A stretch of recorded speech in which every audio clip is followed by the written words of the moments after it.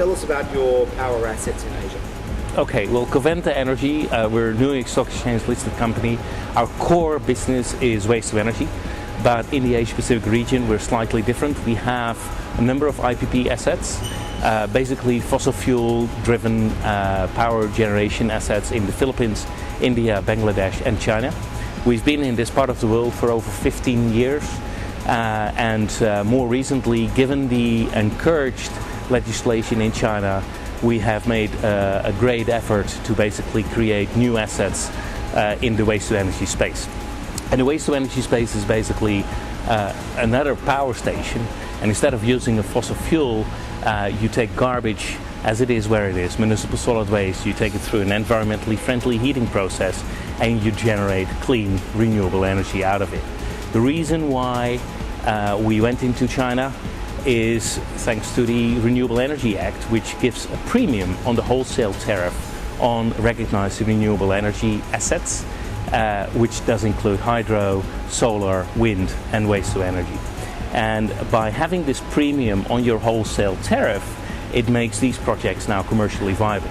The challenge is A, winning these projects competitively, which we've proven in our project in Sichuan province in the city of Chengdu. That was about 12 months ago, and then taking them through the approval process to start basically construction. Prior to that, you need to get it to financial close, and we thought, particularly after the 2008 financial crisis, that would be a challenge.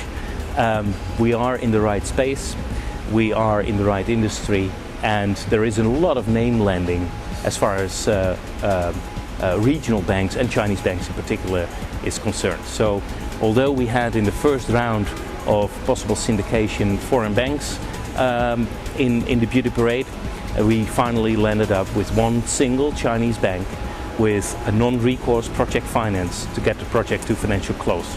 And it's under a non-recourse basis once we are out of construction and 1 year in operation. So although we thought it was initially a challenge, it wasn't at the end. And Chinese banks are flush with liquidity, we know this, so do you think it's easy now to get financing for China projects from China banks as opposed to foreign banks? It has proven to be easier. Number one, the restrictions and the confidence in the loan documentation is I would say more lighter than with sophisticated foreign banks with heavy project finance documentation. Whether that's true for the long term, I doubt it. I mean, Chinese banks learn very, very quickly, and they need to make sure that they have the right assets on their books. The reason why they are able to finance our projects, again, is probably name lending. They want to get a new stock exchange listed company in the right renewable energy space on their books. We've seen recent changes though. I mean, how easy it was, or how relatively easy it was in 2009 to get debt financing in place. 2010 has already proven to be a little bit more difficult because these Chinese banks, which are regulated by the central government, and the restrictions on which projects they can lend to, as well as the requirement to reduce basically NPLs, non-performing loans, is quite strict. So it is already more challenging, although we're only 1 quarter into 2010, to get projects funded in comparison to 2009. Tell me about the tax situation on renewables in China, and is it a problem that they're only really giving some of these to Chinese listed or Chinese companies? Well, the competitiveness in the sector has increased. That's no doubt true. And we've particularly seen that after the financial crisis in 2008. I mean, the stimulus package, which has been basically supported by the central government, has created great opportunities in the infrastructure space, and whether it's transport infrastructure, water and wastewater infrastructure, or energy and waste to energy infrastructure, these funds have supported Chinese companies at a much lower cost of capital than we can actually achieve. So yes, I mean, there is a sort of what I would call a challenging level playing field in China, trying to compete with Chinese companies getting into the sector.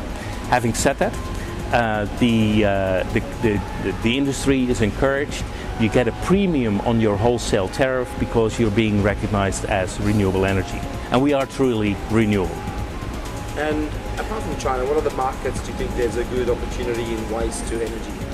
Well, there are a number of emerging markets in the region, and some of these markets we are already active with our IPP operations, and that's why we still believe to hang in there until these markets are becoming ripe, so to speak, for energy from waste facilities. A number of countries which come to my mind and which we've got on the radar includes Vietnam, Malaysia, Indonesia and India. I think that's about it. Thank you very much. Well, my pleasure. Great.